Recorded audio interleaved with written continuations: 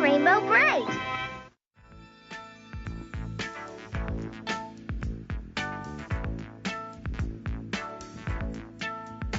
Hooray, hooray, today's a very special day. Today is somebody's birthday. Cheers, applause. We love this day because today is somebody's birthday. Welcome to Brite Cast. Thank you for downloading. My name is Katy Cartee Haile of RainbowBrite.net. And my name is Renee Stowe of rainbowbrite.co.uk. Thank you for tuning in again to the Rainbow Brite podcast. So this episode is kind of special because this marks the 1 year that Katy and I have been doing the Rainbow Brite podcast. Yay! Happy birthday to us. Yes. Which you will have noticed the nice little happy birthday music that we introed with. Indeed. We figured we would do a birthday-themed episode in honor of our anniversary, and just to highlight a few of the birthday-themed products that were put out in the 80s. But before we get to that, let's start with any sort of news recap that we have to inform you guys of. First, we have the Rainbow Brite PJ set. It was a pajama set that showed up in around December. Yes, a fan let me know about that in December, but unfortunately it's not being sold in the US.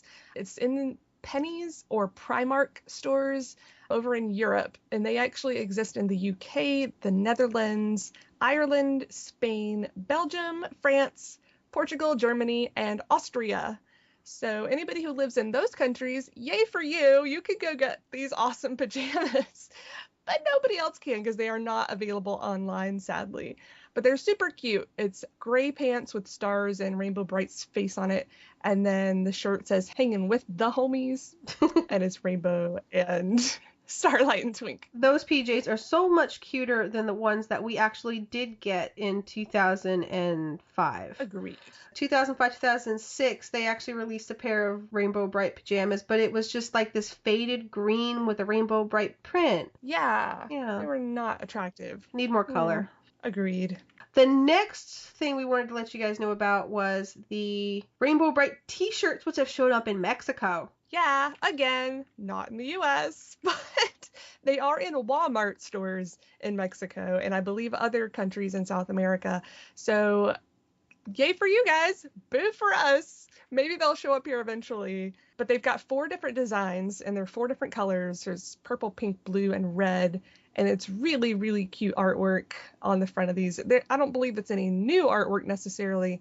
It's just a new conglomeration of artwork we've already seen. But they are really, really cute. They are girls' sizes, so most adults won't be able to fit into them anyway, sadly.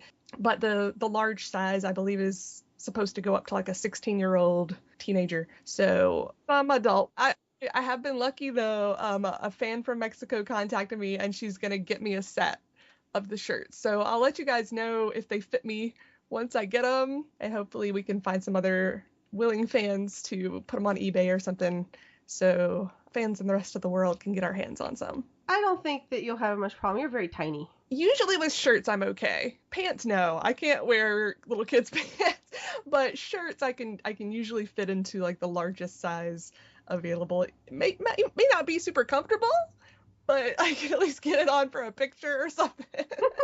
But the one thing that is really cool about shirts, especially if you can get them cheap, which is something that I saw online. I can't remember if it was Pinterest or whatever, but it was making a blanket out of t-shirt prints. And I think that would be really cool, and someone should do that, especially with Rainbow Brite prints, because I think they're awesome.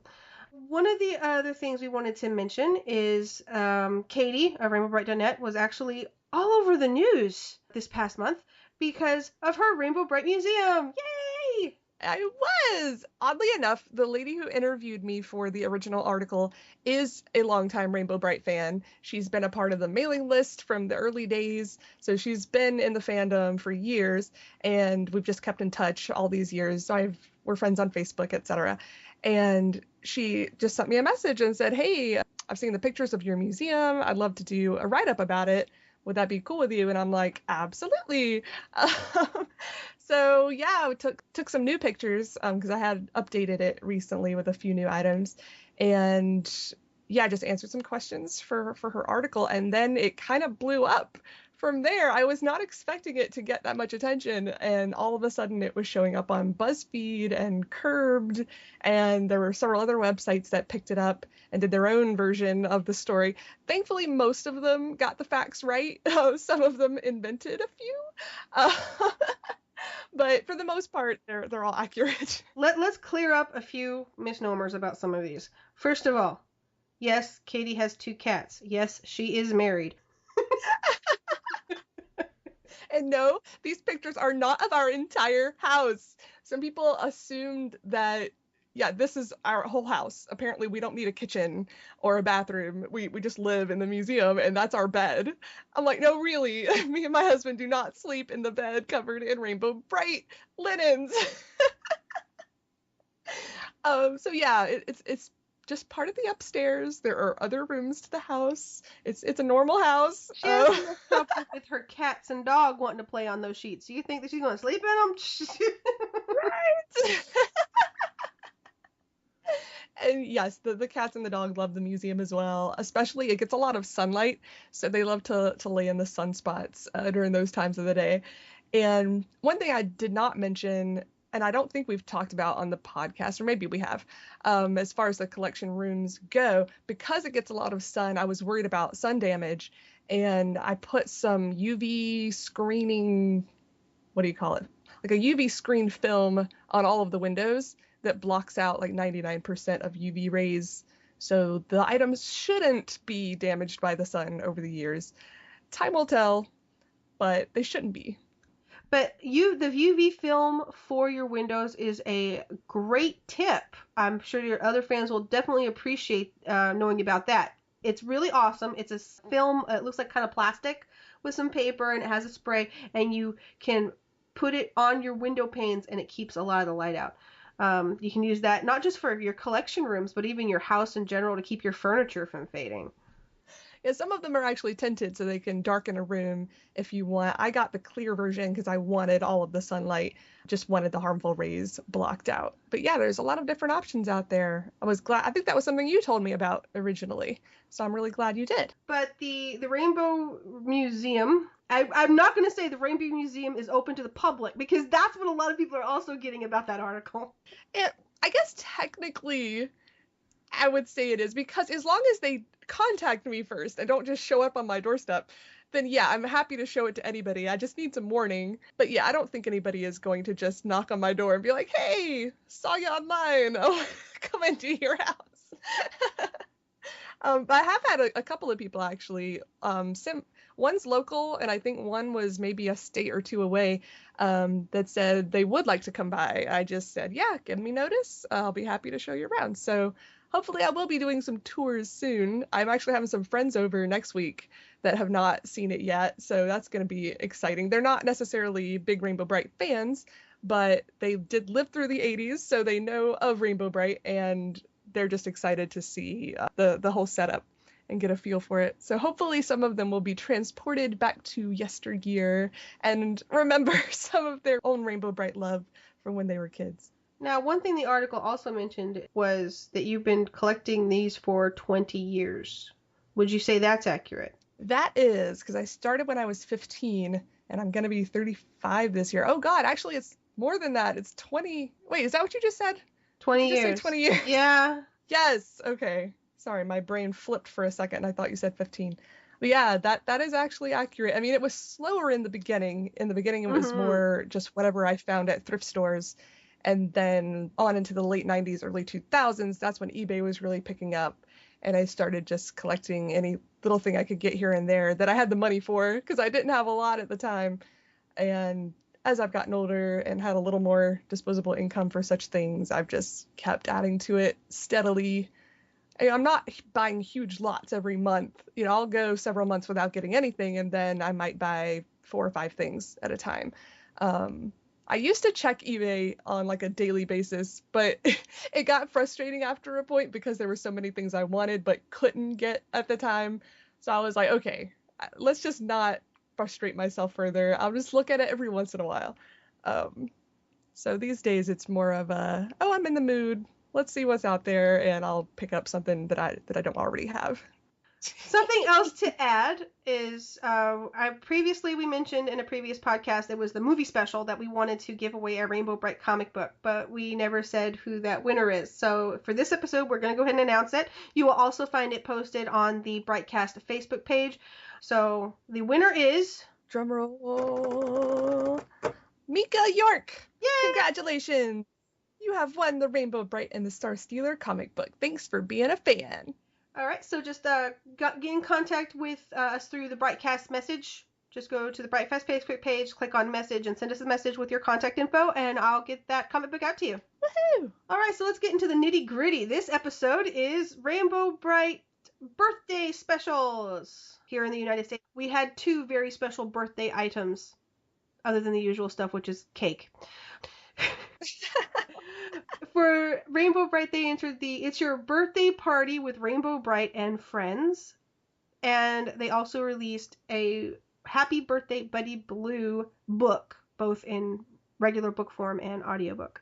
First one we're going to be going over is the Rainbow Brite and It's Your Birthday Party with Rainbow Brite and Friends videotape special and color booklet. But we'll go over that in a second. The Rainbow Brite, everything else starts with the Rainbow Brite, not this one. This one, I know. It's Your I Birthday just keep Party. calling it birthday special because the title is way too long and ridiculous. With the birthday special, it was released October 16th, 1985 on videotape, and you had the option of buying the tape and a special It's Your Birthday Party with Rainbow Brite and Friends booklet. The booklet, activity book, to use with your video cassette was $1.49, and it was a little booklet where you could go through the activities on the tape along with it in the book. And the book itself is a lot of art from the Happy Birthday Buddy Blue book, so this makes this even more fun. Oh, I forgot to look through my booklet before this podcast. Oops. I just thought it was a coloring book. I forgot it actually had things that had to do with the video in it. My bad. Well, one of them that mentions at the very beginning of the tape is the Rainbow Brite badge, which are just Rainbow Brite logos that you could color and cut out for your party members. And it's what Rainbow Brite uses in the special to keep away Murky. Oh, I thought it was an actual patch. Was it not a patch? Well, in the video it showed a patch, but in the book, it's in the back of the book. It's the color and cut your birthday party badges and their little cutouts. Oh. I guess I always assumed it just came with a badge. I don't know why. Have we ever seen like a mint in package booklet with videotape set? No. Like, did it come that way? Actually, the Rainbow Brite birthday display, and it was a slot for the books and a slot for the cassette tapes. Oh, okay. So they did come separately. Mm-hmm. That's adorable.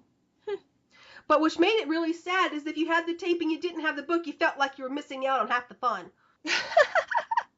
Now, did you actually have the tape as a child? No, I rented it from a tape store. No, I did not have the birthday special. It was the zoo special that I rented from the tape store. But no, I did not see this till I was older. Same here. I did not know this existed when I was a child. So I don't have the nostalgic link to it that some of the fans do. I know some have commented on your YouTube videos of the special saying that they watched it at one of their birthday parties. It was a huge thing. Then they rewatched it 2,000 times until their tape broke because they loved it so much. But watching it as an adult, it's not as special. Yes, I have to say that the video itself, the birthday special, went somewhat viral when I first posted it because it ended up on a popular comic book blog where they were making fun of the mass marketing to kids in the 80s. Oh, I got slammed with so much spam that day. oh my goodness. Yeah, it kind of was a little bit of give us your money for something else. But at the same time, it's kind of a cheap way to do a birthday party because you're not renting a clown to come out or an adult in a costume to come out and entertain your kids. You just pop in this videotape and the kids get to interact with it And it was a good, how long was it? Was it about an hour? Yes. Or 45 minutes? It was about an hour long because it included the special Peril in the Pits, which I thought was very much fun. When I was 5 years old, I wanted a Rainbow Brite birthday. So we actually arranged my birthday to be around watching Peril in the Pits on television, which totally made me wish I had this tape as a kid because I totally would have put my birthday party. Aw. Right? Yes. Yeah, it was a really cute idea, and I don't know of any other properties that had birthday videos like this. Do you? No, but this was actually done by a different company. You'll notice that it had Peril in the Pits in it, but it was produced by Viacom, which the other tapes were not. They were produced by Deke. Okay. And I think you have an explanation as to why they have Bettina's voice for the dialogue in the special, but not the singing. Why was that again? I asked Bettina if she did the specials, and she said she voiced the character, but the production company that did the live action tapes, both the birthday and the zoo, did not know she could sing. So they recorded the songs without her. That is a tragedy. I mean, nothing against the lady who got the part and did the singing. She did a good job, but it just didn't sound like Rainbow Brite to me. It sounded more like an adult singing, whereas Bettina, at such a young age, had such an amazing voice. It's sad that didn't get used to its full potential. I mean, luckily we had it in the audio tapes and records, the music and so forth. Yeah. But it would have been really cool to have her singing in this special too. Mm-hmm. But the kids who sang did a really good job too. There were the 4 children that played, Rainbow Brite's friends in the special, but then there were also other kids that did voiceover singing that was added in later. So we never saw those kids, but you can tell that it's more than 4 children singing during the musical numbers. And they all did a really great job with that. And I've got an interesting story about one of those children, if you want me to go into that. Of course. Yes, go ahead and go into it. Okay. Katy of RainbowBrite.net has interviewed a cast member from the Rainbow Brite birthday special. I did. It was really fun. I rewatched the special yesterday because I knew we were going to be covering it today, and I had not seen it in probably 10 years. I watched it when I first got the videotape for my collection, and promptly said, I don't know if I want to see this again. Just at the time, it wasn't something I was really into, and like I said, I didn't have that nostalgic link. But watching it again yesterday, yeah, there's still some stuff about it that's cheesy to me as an adult, but it's kind of kitschy and it gets under your skin a little bit. It's kind of cool. Some of the music especially got stuck in my head. I couldn't stop singing "Hooray, Hooray." It's a very special day. And it got me just thinking about all that went into it, the actors, the singing, the production, all of it. And I just got really interested. So I was like, hey, I'm going to try to look up some of the people who were involved in this, see if I can find anybody kind of last minute and get some background on the special. And I struck gold. I found Nicholas Schoonbeck, who played Michael. He was the kid that juggled in the green shirt. And I was really impressed with his juggling, actually, when I was watching this special.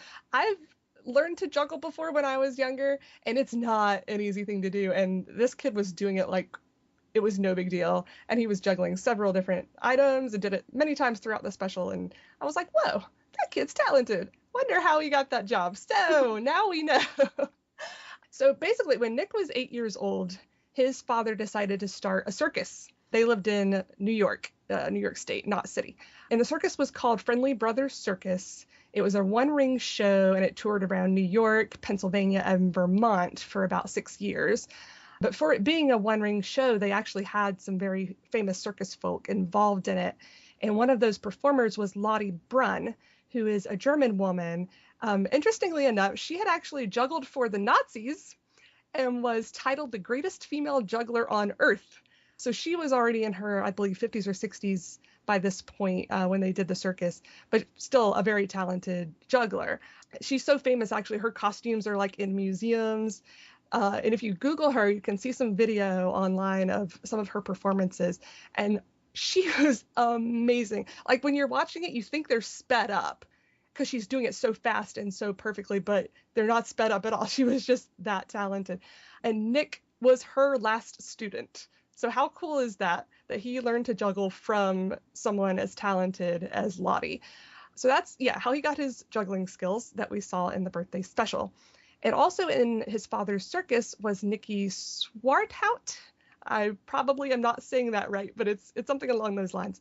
She was part of a 2-woman acrobatic team with Karen Gersh, and Nikki is who we see in the birthday special in the Rainbow Brite costume. So she landed the job first, and then she told Nick that they were looking for a juggler. And since he had his own act at that point, he brought all of his equipment to New York City to audition for it and got the role. So after he received the role, he said there were a couple of days dedicated to learning the lines and the blocking and the songs. And he actually still remembers all of the lyrics to those songs to this day, to his credit. And then the actual filming took about 2 to 4 days to get it all down pat. And he actually stayed with Nikki in New York City during the filming since they were friends. And he has a funny memory during that time. Apparently, the Hells Angels motorcycle club was across the street from her residence. And on one day, while he was there, the cops busted them, apparently. Oh, wow. So that's something that obviously stuck in his mind as a young child during the filming of the Rainbow Brite birthday special. So I asked him, what are some of his other memories from the production and what he's up to these days. So I've got a quote from him that I'll read to you about what his memories were and so forth. He says, all my memories were good ones from that whole experience because it was a lot of fun. The costumes were cool for Rainbow Brite, Twink, and the bad guys, and Rainbow Brite's head was remotely controlled off screen. I was paid $400 for the gig, and I remember the movie stayed on the top 10 children's movies list for a long time, but I never did another movie. These days, I'm a sober writer doing small jobs to pay the bills like RPG resource guides for fantasy worlds. It allows me to live a simple life while working on my own writing to publish. I'm also an active activist. My old man is still alive, and I have a daughter of my own that's 20. She'll be 21 in April, and she's currently in Portland, Oregon. I still have the old VHS tape I received from the movie people, and I plan to transfer it to DVD so when Sage, my little girl, has kids, we can show it to them as well. And another interesting fact about Nick, he has a huge tattoo on his back that is a graphic from the movie The Dark Crystal. I thought that was just so cool. So he's a total geek. He's into RPGs. He's into the Dark Crystal. He was in a Rainbow Brite special back in the 80s. He was in the circus. This is a really cool guy. And he was so friendly and willing to, share his memories and was just excited that someone still cared about it, this many years later. So big thanks to Nick for taking the time to be interviewed for this podcast. You're awesome. Yay. Yay. I don't think he juggles much these days, but I'm sure he could pick it up again if he tried. It'd be like riding a bike, once you start doing it again, it all comes back. I thought it was really fascinating that Rainbow Brite's head was actually controlled off screen. Like, I'm sure he's talking about the mouth that moved, when she talked, but I always wondered how that worked. Like, I figured the person inside the costume was like moving their mouth and there was some contraption that would move the head's mouth at the same time. That actually makes a lot more sense when talking about the Thanksgiving special, where you look at the screen and you can see the Rainbow Brite mouth moving, and we couldn't figure out how it was doing that because she was dancing. Yeah. Yeah. It's like, how on earth? But yeah, actually remote control.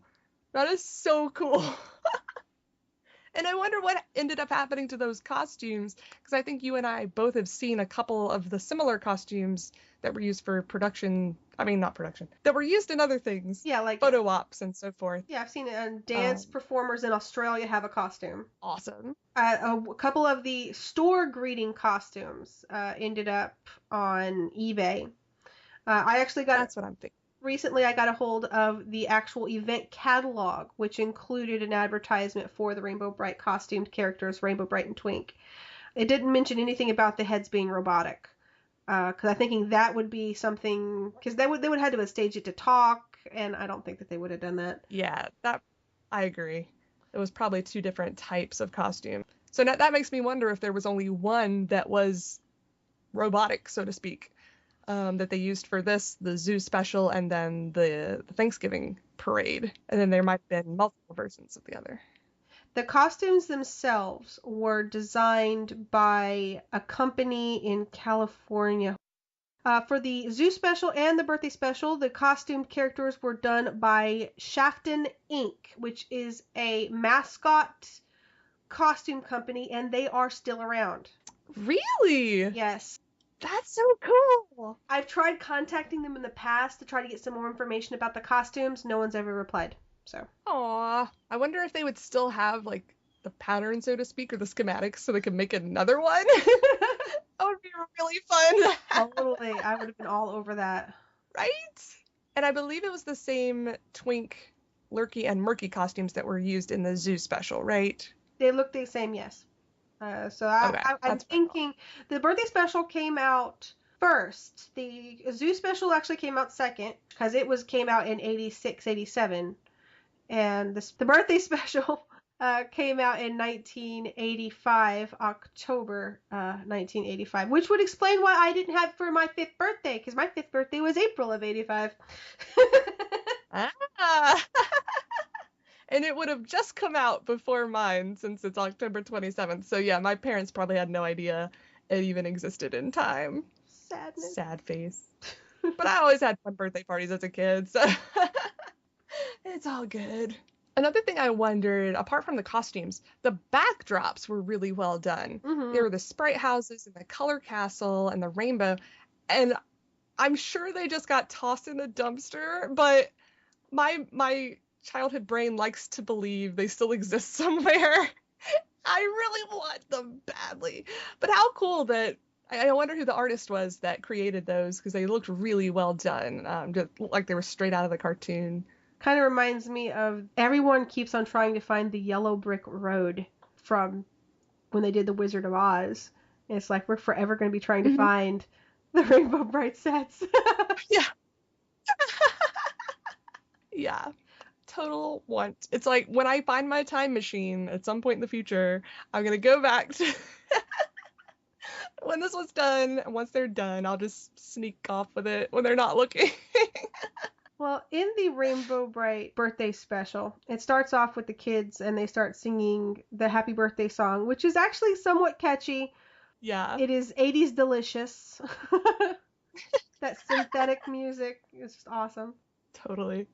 Then the characters all come out and sing. It's like they're doing a birthday party to whoever's watching, which I'm sitting here going, if you were to do something like this, I would want the whole room to look like this backdrop. It is awesome. Yes. That'd be a fun thing to do for a kid now. Like, if they were young enough that they weren't jaded by, the newfangled animation and Blu-ray quality. You could set them down in front of a VHS copy of something and them not turn their nose up at it. But if, there's several children in this generation that are getting Rainbow Brite passed down to them by their parents of our generation. So if there was one that was a big enough fan, that might be cool. Like, set up a room with some Rainbow Brite dolls in it and some rainbow pillows or something, some kind of backdrop, and have them watch the video. But then I would want them to tape the experience, like, from the side, so we could enjoy it after the fact. Watch the kids' reactions and watch them march around the room. I love that in the rainbow that they have in the back, they actually have little lights in it. So it's like the rainbow is sparkling. Yes! And this Rainbow Brite has red underwear. Yes, I love her little bloomers. And I like the special effects they did, with the glitter or the confetti when she would throw it at Murky and Lurky and make them disappear. Yeah, a little bit cheesy to an adult, but to a kid, that was cool. The birthday special had its own plot. In addition to having a birthday party for whoever was giving the party, the side note is that Murky and Lurky are trying to ruin said birthday party. Of course. Now, is there anything specifically from the tape that you thought was interesting? Well, one of the things, as far as the plot goes, that I thought was cute was, it seems the reason Murky wanted to ruin the birthday party was because nobody ever throws him a birthday party. So it's very much like the new, or newish, Christmas book. Rainbow Brite Saves Christmas from the 2000s. Same kind of thing. Murky hates Christmas because nobody ever gives him presents. So he hates birthdays because nobody ever gives him a party. So it's kind of cute in that selfish, childish kind of way. So now I really want somebody to give him a proper birthday party so he'll stop hating on them. And I liked I forget what he called it, but the contraption he came up with to turn everything gray, his old gun with the springs on it that kept making the boing sound. Yes. That was adorable. And, cute that they turned the film black and white to say, oh, he got rid of the color in wherever they were on the video. But did he take out the color at your house? No, we stopped him. Look around you. Look at all the color and everything. I love that line. That was really cute. I do like the fact that this is the one other episode that we saw where she used the prism ball. But to see a live action prism ball was somewhat disappointing. Yeah, whatever happened to that? Mm-hmm. We need props, people. Come on. Maybe Nikki still has the prism ball. You never know. Which, to look at it though, it just looks like a ball, like the light fixture, and the inside's covered with foil. Yeah. That's what it looks like.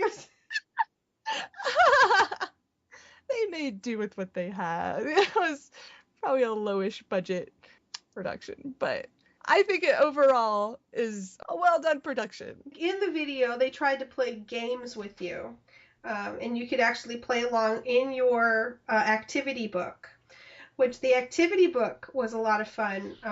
Just looking through it, again, the pictures are mostly the ones from the Happy Birthday Buddy Blue storybook, but without the color, so you get to color them yourself, which is awesome. But there's a sound game that they played on the video where you identify what noises were, which, again, it also brings up a generation gap. Like, a lot of the kids today wouldn't know that one sound was supposed to be a video game. Oh, yeah. That one cracked me up. At first, I was like, is that supposed to be a modem? Is that a computer? And then, yeah, it says handheld. Actually, I think it was Nick that was holding that, if I remember right, playing the very dated handheld video game. This is before, what's it called? The Nintendo Game Boy. Mm-hmm. This is pre that. This is just a thing with lights that made sounds. Yeah, like those Tiger games from the 80s, little handheld Tiger games. Again, before Game Boy, that was the only way to take a game with you was with those little ones. Yes. And I don't know if it is just the tiny science nerd within me, because I'm honestly not that scientifically gifted, but I'm interested in it. But one very minor thing that bugged me was the sound of the space shuttle when she says it's the space shuttle, as if there was only one. Like, there was more than one space shuttle. You could have said, it's the space shuttle, blah, blah, blah, Voyager, Ooh. Enterprise, whatever. That one, well, this also was 1985, like, the Challenger blew No, up. not the Challenger. And Don't say the Challenger. Anything but that. That's just sad. But it's just a very nitpicky thing. But instead of a space shuttle, it was the space shuttle. I was like, no. But the rest, yeah, it was really cute. What were the other games? I'm trying to recall. There was where they sang Twinkle Twinkle Little Star, and then they did a rock and roll version of Twinkle Twinkle Little Star. With the band, yes. Yep. The kids as the band. That was fantastic. They were really rocking out on their instruments. I was getting down. Especially, I liked the girl playing the keyboard. Did you notice she kept playing it with her elbow? She'd like kind of jump up and down while she's playing the keys normally, and then she'd use her elbow at some keys. It's like, lots of energy, lots of energy. Keep filming, lots of energy. Yeah. They did a really good job. I mean, I probably would have had like blank board face, especially during the sound game, because they just had to kind of sit there and look interested. Mm-hmm. Like they were actually curious what those sounds were when they probably weren't even hearing them. I was very impressed with those kids' acting skills. Good job. Yay. And hopefully we'll track down some of the others eventually. So was the parade, that was separate from the band part, right? Yeah, it was the march. The parade. There you go. Thing. And it makes it like, was this like some sort of intermission in the middle?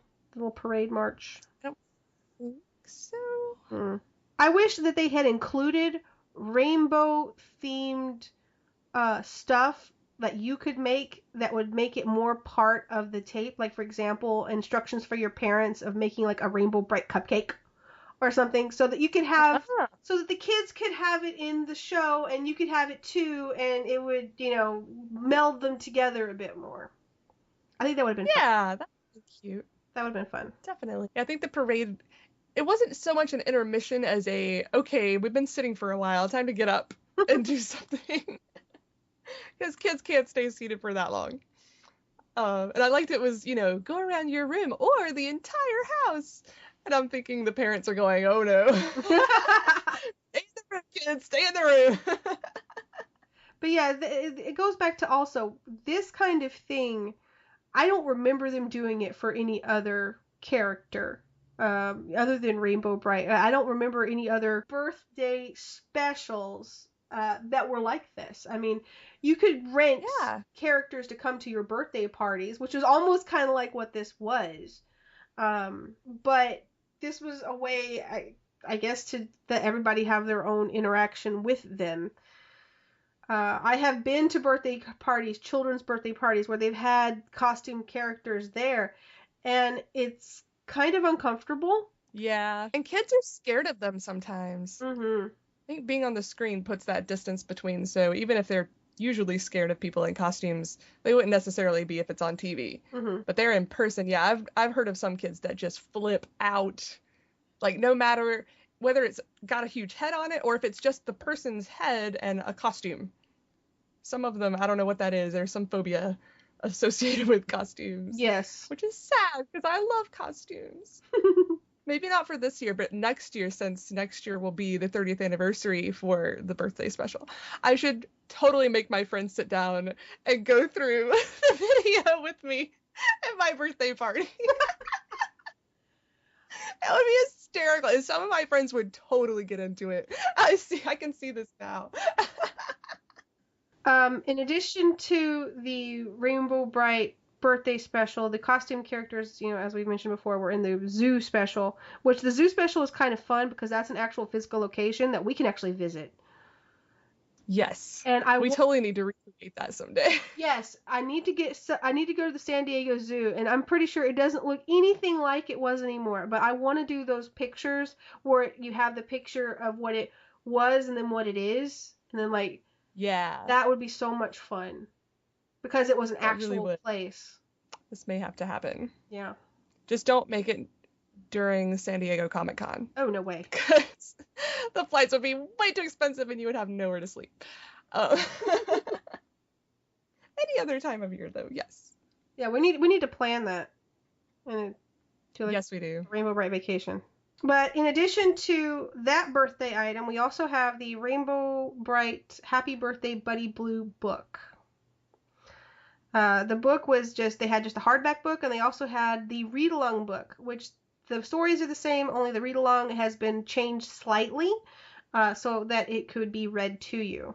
Now, I did not have this particular book as a kid. The book that I had was the Meadowbrook Deer, that one. I listened to that one a lot.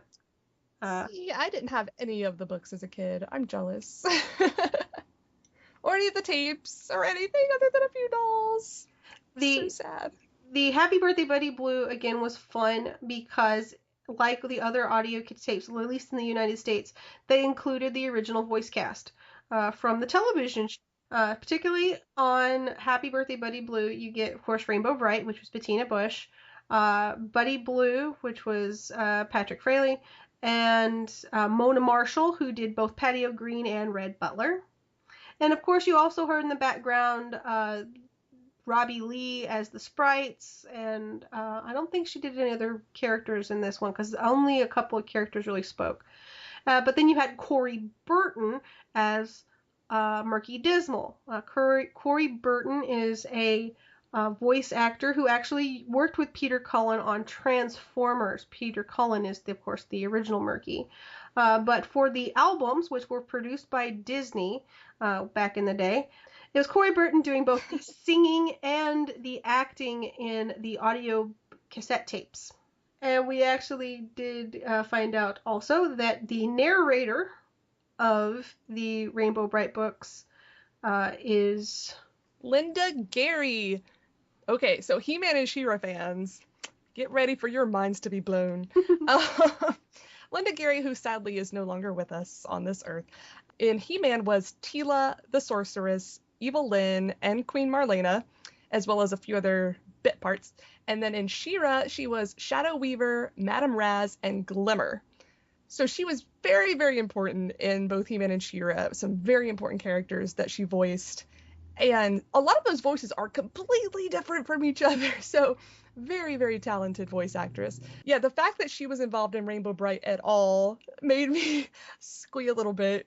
Because, yeah, I'm a huge fan of hers. And we did have to do some sampling. This is mostly Renee, because she's really good at picking out voices and sounds much better than I am. So she went through a bunch of He-Man episodes listening to specifically Tila and the Sorceress and Evil Lyn, etc., and Queen Marlena to compare it to the narrator from the tapes. Because again, it's not exact between any one of those characters and the narrator, because she's so talented. Her voice is always different in everything she does, but it's similar enough that we're like 99% sure that it's her. Mhm. And she does a really good job. It's a lovely voice to listen to for a narrator. Yeah, she has a specific timbre in her voice based on certain words that she says too. Because, for example, for Queen Marlena, if you listen to the narrator from the Rainbow Brite tapes and you just lower it, you get Queen Marlena. If you make it higher pitched and more hyper, you get Tila. If you, of course, add a little bit more of an accent on it, you get Evil Lyn. So Yeah. It's fun picking those little parts out. We'll see if we can get a sampling up so people can hear that if you're interested in knowing how we came up with this casting. We're doing this actually pretty regularly when picking out voice cast members we have yet to figure out were in even Rainbow Brite episodes, because they never said in a lot of these who played what. It wasn't until the 90s that you got to see who in a voice cast played which character, for which I think a lot of people found out in like Tiny Toons. Like Tiny Toons had a very detailed cast list, but Rainbow Brite, you just had a list of names, and especially in the later episodes, the ones that were released in 86 and 87, they were just the list of names, and it was the same for each episode, even if the person wasn't in it. Sad. Yeah. So at least these days we have IMDb, but sometimes that even fails us because it doesn't have all of the characters, like you're saying. You're still trying to figure out Plock and... Well, you figured out Plock, I think, at this point. But we would like confirmation. Yeah. Plock, I'm pretty much almost sure is not Peter Cullen, and like I said in a previous episode, I now believe that it is Andrei Stochka. Anyway, the voice of Starlight, because he played the king in Cinderella Part 3 for Disney, and in a lot of his scenes, he sounds like Plock. So I'm going to have to get a sample of that to confirm. The one that I can't figure out, which is going to take some time, is Mrs. Dismal. Yeah. That's a toughie. Because that really could have been a woman or a man when you listen to it. It very well could be a Mrs. Doubtfire kind of thing going on. The saddest part is this the one episode I really don't really care for, and I have to listen to it over and over. Yeah, Merkwell! Oh gosh, the fates do not like Good me. luck with that. Uh-huh. That makes me delirious happy for some reason. But anyway, back to Happy Birthday Buddy Blue. So yes, there is the cassette tape that I believe you had that available up on your website, yes, I do. correct? That you can listen to. On Awesome. the website, there is the Happy Birthday Buddy Blue. You have an MP3 download that includes just the audio tape, not the song that is attached to it. That's separate. You can find that on the music page. And a video link to the YouTube channel where you can actually watch it on a video. It just pages through the book along with the story. Awesome. I think we failed to mention the author of this book. Her name was Lynn Calder, and it does not look like she wrote any other Rainbow Brite books. So this was her only one. She probably wrote other books for other properties or whatnot, but not Rainbow Brite. So this was her one foray into Rainbow Land. But it's a really popular story because I collect Rainbow Brite books from all over the world, and this is one that's been done in practically every language, or the countries that actually had Rainbow Brite merchandise. Almost all of them had a version of Rainbow Brite, and yeah, Happy Birthday Buddy Blue.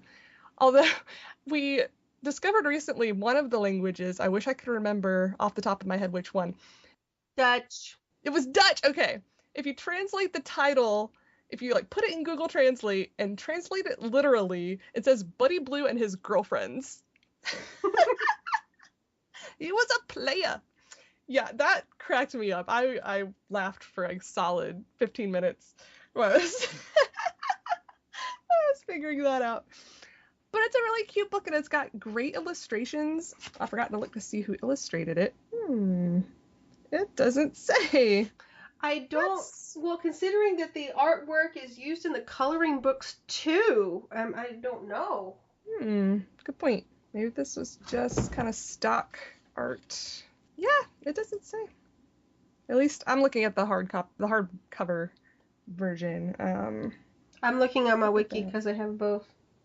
Yeah, it just says the author, but not the illustrator on the soft and the hardback. Okay. Did we mention there was a record version as well as a cassette tape? Yeah, the cassette, the audio book was both on cassette or LP, depending on what you had available at that time. Sweet. And if you're a picky collector like me, if you look in the upper, I think it's left-hand corner, there's a tape or yes. a record. That's correct. So if you have to have them all, you gotta get both. Sadly, a lot of them don't still have the records in the sleeve in the back of the book these days, but a fair number still do. Still in pretty good condition, so you can still find them out there. But yeah, I love the artwork in this book. The story is really cute. Patio Green, Buddy Blue shippers love this one. It's actually Patty that takes Buddy Blue on a jog, or vice versa, to get him away from the Color Castle while they set up his surprise party. So it's some alone time between Buddy and Patty. But I love how she gets exhausted and plops down, and he's like, I'm just gonna go right. Just leaves it. He's a total athletic nut. Yeah, he would be one of those marathon runners that you just constantly see out on the side of the road running, jogging, never stopping. Because he was doing jumping jacks and stuff to get them warmed up, I think. I mean, Patty's like, I'm tired already. He's like, oh no, we haven't even gotten started yet. Just wait.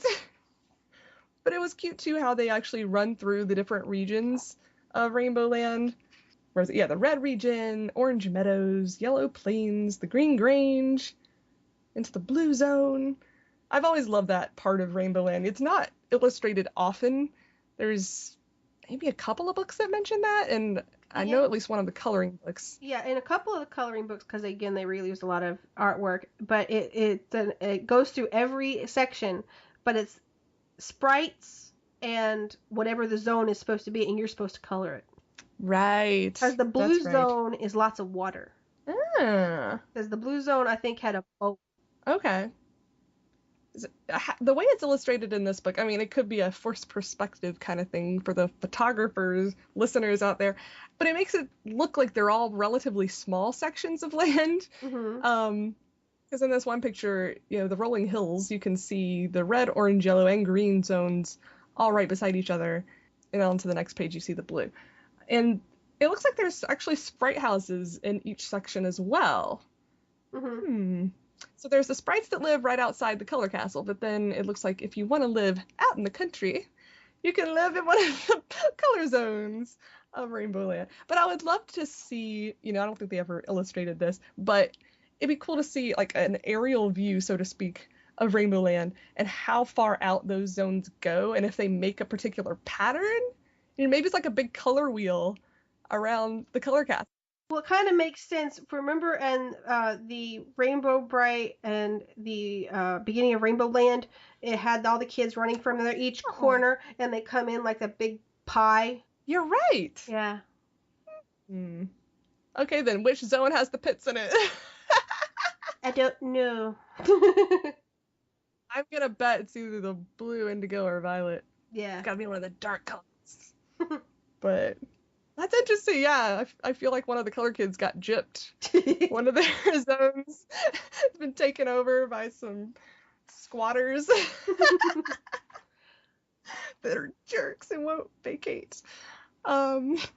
But another thing I like about this book is when Red Butler's blowing up the balloon, and they're like, "You really should stop. I don't think you're supposed to blow it up that hard." And of course, it bursts in his face, and they're all like, "Are you okay?" He's like, "Sure, just get me another balloon." He's such a so boy. Red Butler. He's such a I boy. know. I'm fine. Get me another balloon. But what happens next? Let's see. Well, Murky and Lurky are in the meantime that she's looking through a patch of clover trying to find a 4-leaf clover for his birthday in the pits. Murky is trying to brew a potion, of course, to trying to murk out the kids as usual. And Yes. so they go into Well, it's a very colorful potion. yeah. They go into the pits and they go to the blue zone where Buddy is jogging. Oh, this does make it look like it connects to the blue zone. Mhm. Dun, dun, dun. So Patty is finding her 4-leaf clover and she hears Buddy calling, "Help, help." And so what does Patty do? She runs to get Rainbow Brite. Actually, he doesn't yell for her. He just doesn't come back. Like, she's just waiting and waiting, and he doesn't come back. She's like, uh-oh. In the Something must be wrong. audiobook, he yells. Oh, And that's you interesting. hear him calling, "Help, help." Okay. Obviously, I need to listen to this again. But you're right. Yeah, instead of taking care of it herself, She we have to get Rainbow because we're helpless without Rainbow. Buddy Blue's in trouble. Murky Dismal is chasing him with a grum buggy. Oh, great. So yeah, hop on Starlight, chase down the grunge buggy. But she pulls Buddy Blue onto Starlight, and then they throw sprinkles all over the grunge buggy, of course. yep, which of course Murky ain't having that, so he runs back to the pits. Yeah. And they go back to his party at the Color Castle, all safe and sound, and they give a nice little star cake, which I think the star cake is cute. And It really is. but Patty O'Green gives him his special 4-leaf clover. Aww, how sweet is That was that? her present. Now I wonder what the other kids gave him. Yeah. Rainbow gave him Rainbow, and I like that there were apparently star sprinkles she saved for special occasions. I'm just trying to figure out how different they could be from regular star sprinkles. They make a rainbow just like the rest of the star sprinkles do. I don't know, maybe there's extra glitter involved. Maybe it plays music. Or, it has that you ever see that iridescent shimmer that some rocks have over others? Maybe it has that on there. Yeah.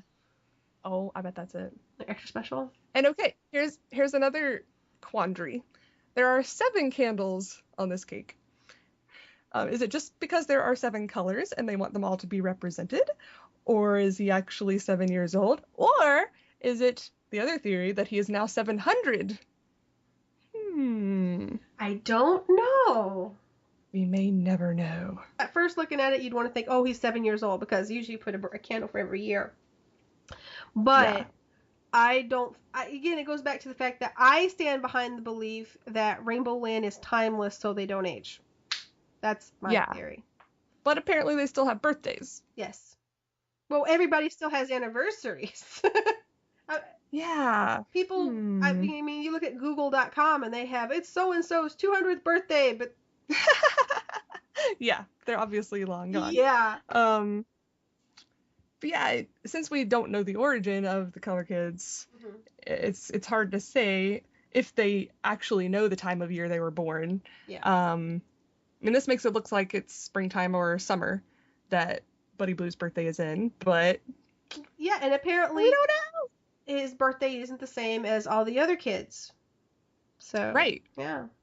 But then again, Rainbow apparently wasn't the first rainbow, if you think about it. Yeah. The previous wearer of the color belt. Who was that? Yeah. Now we're just getting into And mythology. how old was she? Yeah. I know. Although I love that part. We're going to dig ourselves into some big trouble if we keep going like that. We're going to start getting hate mail. Something for our listeners to think about. Hey, maybe somebody will have an opinion that we haven't thought of yet. A good explanation. We would love to hear it. Please send it our way. I have this, when I kept thinking of how did Tickle Pink and Moonglow come to Rainbow Land, I kept imagining the sprites digging in the color cave and coming across a different color, and all of a sudden there's a kid. That's awesome. So they materialize or actually have to get chipped out of the rock. Yeah. That was a little bit disturbing. I see a face in this rock. Well, you think about how they found Baby Brite.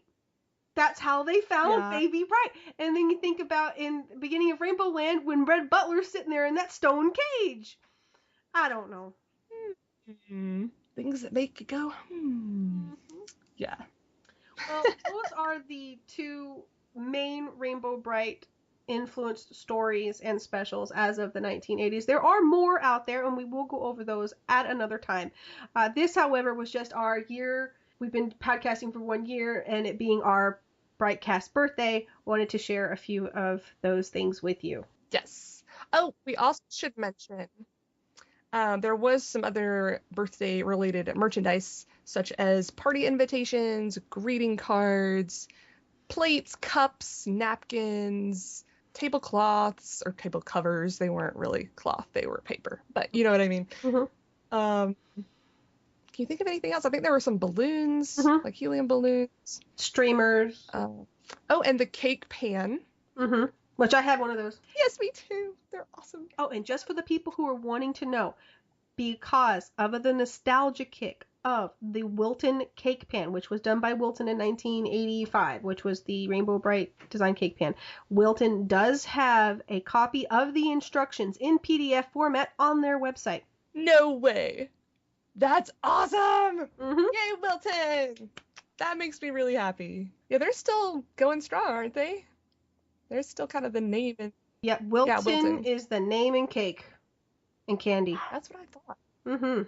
That's fantastic. Well, that's interesting to know that the cake pan came out the same year as the birthday special, even though they didn't necessarily go together. They didn't have the cake in the special. And those things are hard to decorate. I'm just saying. The cake pan, one feature about the cake pan, which I think is interesting, in the instructions, they show you how to not just make the birthday cake, but how to do like a holiday cake. Make it a Christmas cake by decorating it in Christmas colors. And I've seen online someone who turned rainbow into shy violet. That's brilliant. They repainted her so that instead of it being Rainbow Brite, it was shy violet. It was so cute. Oh my gosh, I hope you can find that again for the video. Yeah. That sounds adorable. Okay, people, get those cake pictures into us. Yes. I want to see what else you've done. Because really the possibilities are endless. I just remember the one time I did bake a cake in the pan. This was back in the 2000s. Once you put the first layer of icing on, you can't see the detail anymore. So you really do have to use the instructions or kind of try to play it by memory as to where the lines are for certain things, because you can't see them anymore once they get covered up. But there are some very talented decorators out there that have done some good stuff. One thing I've also been seeing it for is people were using it, like I've seen it with, instead of being cake, being Jell-O. And yeah, where they did all the colors and everything. So when they filled it in, they did it in Jell-O colors, waited for that to harden, they did another color. What? They did another color. Why have I not seen this? Are you kidding me? No, I want to see this so bad. Okay, let me I want to do this so bad. Oh my gosh. See, I love the creativity of Rainbow Brite fans. Anything that could possibly cross your minds, pretty much somebody else has done it. Or will do it. And if it hasn't been done, you should do it yourself. That's Jell-O? It looks like Jell-O to me. It could be candy, but I'm thinking that's Jell-O. Oh my word. That is impressive. Because if you look at the side, it has the layers all the way down. Yeah. So that to me, that's Jell-O. Wow. Yeah, they must have had some milk or something to it to give it that more opaque Either look. that or it's candy, in which case it's probably melted chocolate. Either way, you could do that with Jell-O. Yeah. And all you did is you fill in the colors, let them harden, and keep going. And then you have your cake. I guess I didn't realize that the lines in the cake pan were that distinct. Mm-hmm. That you could fill each little section with a different color and it wouldn't run. That is much more impressive than I was expecting. Wow. Just wow. Mm-hmm. Good job, Auntie Yokana, however you say your name. I'm sorry if I said it wrong. I think they probably need to use more color, though, because, again, this is just a basic blue, red, and yellow. Need more color. Yeah. Yeah, a little bit more on hurt. But still, great job. Anyway, well, thank you for tuning into BriteCast. Until our next episode, I'm not exactly sure what we're going to be covering next episode. I'll figure it out. But we will keep you guys informed. Again, if there's something that you want to know about, let us know. Post it on our Facebook page. And also, hopefully by next episode, we're going to have a new website for you guys. Woohoo! Yay. All right, so until then, everyone, I hope you had fun. And if it's your birthday, happy birthday to you. And Have a rainbow day! Thank you for inviting us to your birthday party. We had a lot of fun, and we hope you did too. Didn't we have fun, gang?